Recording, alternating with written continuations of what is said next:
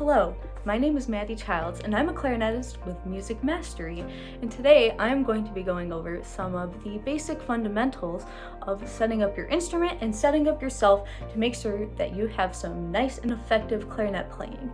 So a couple of small things I want to review for putting together your instrument are making sure that your top and bottom joints are lined up properly.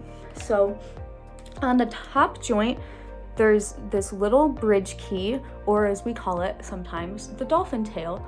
You want to make sure that the lines of the dolphin tail right here, it's kind of hard to see, but on your clarinet you'll have these two lines. You want to make sure that's lined up with this joint, and it'll line up nice. And so make sure when you put your instrument together, you're holding down all your keys to raise that dolphin tail, and you put it together, you squeeze that, put those parts together and line them up to make sure that your instrument is sealing properly when you're playing. Another thing to keep in mind is reed placement. So before you play, make sure your reed is nice and soaked. You can either soak it in your mouth, or some people prefer water, whatever is best for you.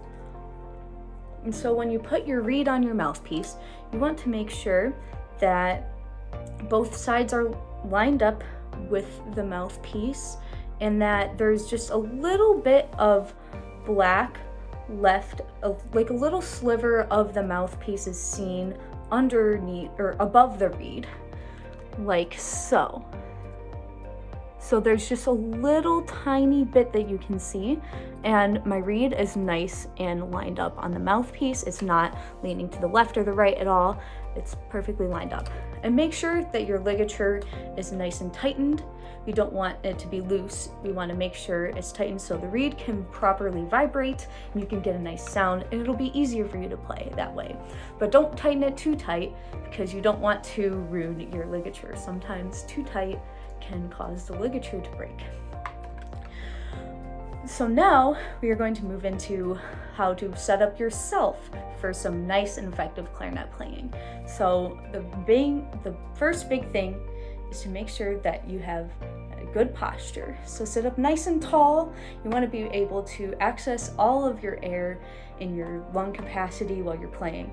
So you'll take nice big breaths when you play, and then you can vibrate the reed. And when you are using your air, you want to make sure that it's nice and focused. So your tongue should be raised high, and kind of when you're playing, it should kind of be like a D, like a D, D, D, D, D, to make sure that your air is nice and focused, and you can keep your tongue nice and close to the reed when you are articulating. And then for holding your instrument, you want to make sure that your hands are nice and rounded, and that should almost be like you're holding a cup and making a C. So kind of this position, and you want to make sure that the pads of your fingers are covering the tone holes completely. So you don't want any air to be leaking out from the sides. So it should feel nice and closed to make sure you are really covering every single note that you're playing, and then the note will come out properly. And in addition, you want to make sure that your fingers are nice and close to your instrument. You don't want your fingers to be flying up in the air, because then it's going to be really difficult to move to the next note quickly. So if you keep your fingers nice and close to the instrument, it'll be really easy to play notes fast and get there in the right time, and make sure you're playing the right notes too. And your fingers will be nice in position. And so the next part about your setup is your embouchure. So your embouchure is your face shape for playing your instrument. So clarinet embouchure, you want to have a flat chin, and you kind of put the color of your lip just where it is over your teeth, your bottom teeth, just a little bit, not too much. And then you're gonna want to engage your top lip and your corners like this. So you put the reed on your bottom, keep your jaw nice and open so that the reed can vibrate. You don't want to bite it down, because if you bite it down, the reed won't be able to vibrate and you're going to have a squeak come out. So you want it nice and open, and it's kind of like you're kind of making that kind of a face. So say and that'll help you get a good clarinet embouchure.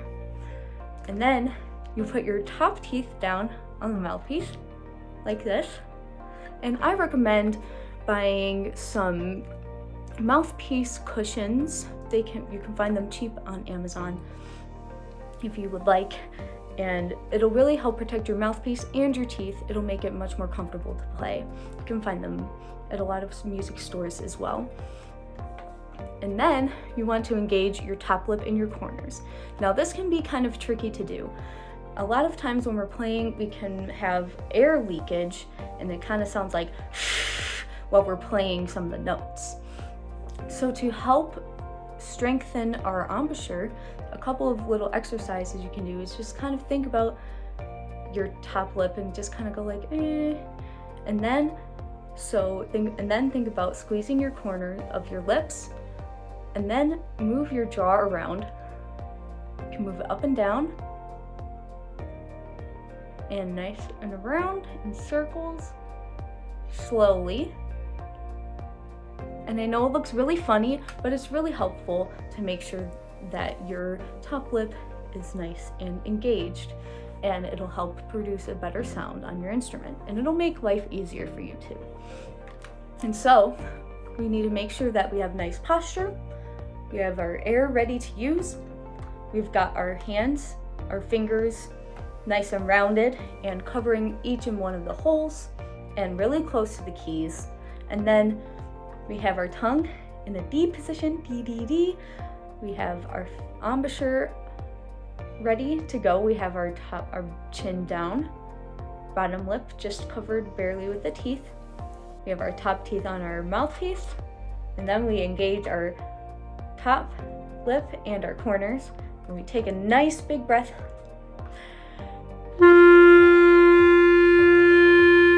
And then we play our notes. And so that is how you set up yourself for good and effective clarinet playing.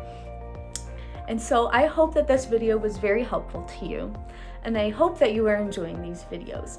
Make sure to encourage other members in your ensemble to join MusicMastery.band so that everyone in your section will have their parts and their instruments and their fundamentals nice and mastered for every single rehearsal. Remember that you get 3 requests per month as a member with Music Mastery, and we are looking forward to helping you master your next piece of music and the rest of your fundamentals. Thank you.